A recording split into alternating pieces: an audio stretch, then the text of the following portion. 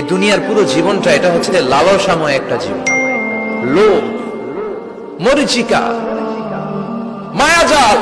এই মায়াজালে আমরা আটকে আছি, ফলে মৃত্যুর কথা আমরা ভুলে গিয়েছি।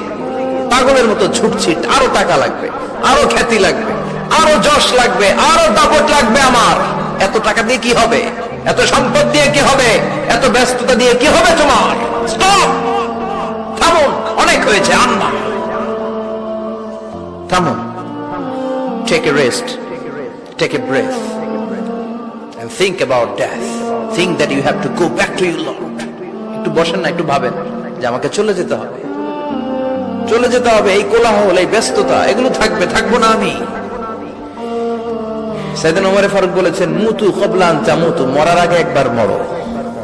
হাসিবু ক্বাবলা আন তুহাসাবু আলাইকুম, তোমার হিসাব নেওয়ার আগে তুমি একবার নিজের হিসাবটা করো না।